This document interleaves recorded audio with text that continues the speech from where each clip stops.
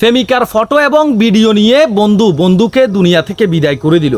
দর্শক শ্রোতা, এই চাঞ্চল্যকর ঘটনাটি ঘটে যায় কক্সবাজারে। শাহেদ নামের এক ছেলে দীর্ঘদিন যাবত এক মেয়ের সাথে তার প্রেমের সম্পর্ক ছিল।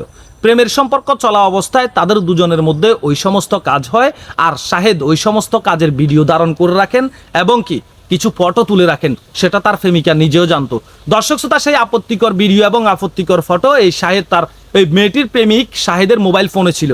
গত কিছুদিন যাবৎ এই শাহেদের সাথে সেই মেয়েটির প্রেমের সম্পর্ক বিচ্ছিন্ন হয়ে যায়, তাদের ব্যাকআপ হয়ে যায়। ব্যাকআপ হয়ে যাওয়ার পরবর্তীতে শাহেদের প্রেমিকা শাহেদকে বলতে থাকে যে তোমার মোবাইল ফোনে থাকা আমার আপত্তিকর যে ভিডিও এবং ফটো আছে সেগুলো তোমাকে ডিলিট করে দিতে হবে। এটার জন্য এক প্রকার শাহেদের প্রেমিকা বাধ্য করলে শাহেদ প্রেমিকাকে কথা দেন যে ঠিক আছে, আমি আমার কাছে থাকা তোমার আপত্তিকর ভিডিও এবং ফটো ডিলিট করে দেব। আর তার প্রেমিকা বায়না ধরেন যে সেটা আমার সামনে আমার উপস্থিতিতে ডিলিট করতে হবে।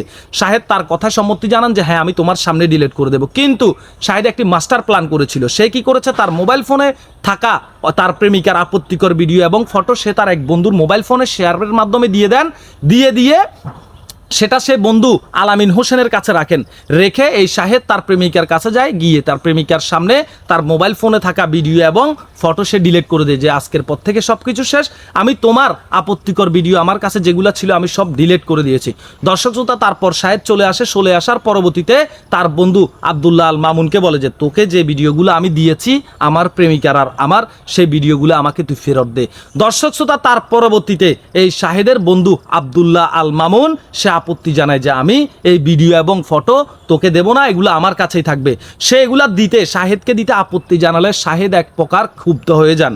কোনোভাবেই শাহেদে আব্দুল্লাহ আল মামুনের কাছ থেকে তার প্রেমিকার আপত্তিকর ভিডিও ব্যাক নিতে পারতেছে না।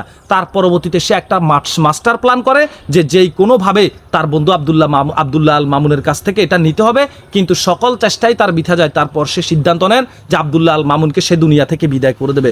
দর্শক শ্রোতা, পরবর্তীতে ঘটনার দিন রাতের বেলা এই শাহেদ সে কক্সবাজারের বাহারছড়া বাজার থেকে এই আব্দুল্লাহ আল মামুনকে ফোন করে বলে যে আমি বাহারছড়া বাজারে আছি, তোমার সাথে কিছু দরকারি কথা আছে, তুমি এখানে আসো।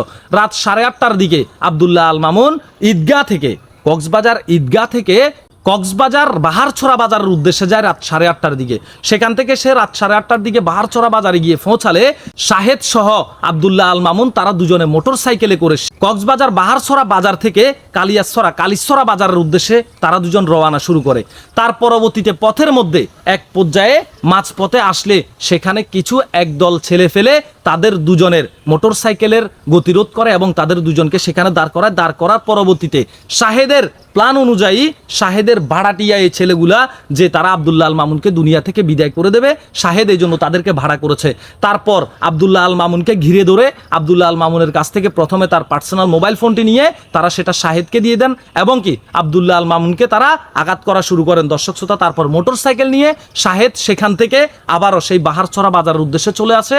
এদিকে আব্দুল্লাহ আল মামুনকে শাহেদের ভাড়া করা সেই ছেলেগুলা তাকে দুনিয়া থেকে বিদায় করে দেয় এবং দুনিয়া থেকে বিদায় হয়ে গেছে সেটা নিশ্চিত হওয়ার পরবর্তীতে তার হাত পা বেঁধে তাকে ওইদিকে একটি রেল লাইনের মধ্যে ফেলে দিয়ে তারা সেখান থেকে চলে এসে এবং ইমোর মাধ্যমে শাহেদকে কল করে শাহেদের যে বাড়াটিয়ে ছেলেগুলো আছে সেই ছেলেগুলা বলে কাজ শেষ, কমপ্লিট। দর্শক শ্রোতা, তার পরবর্তীতে পরের দিন এই আব্দুল্লাহ আল মামুনের দেহ এলাকার জনগণ সেখানে দেখতে পেয়ে পুলিশ প্রশাসনকে খবর দেয়। পুলিশ প্রশাসন রামু থানা পুলিশ সেখানে ঘটনাস্থলে যাওয়ার পরবর্তীতে সেখানে র্যাবকে এই ঘটনার দায়িত্ব দেওয়া হয়।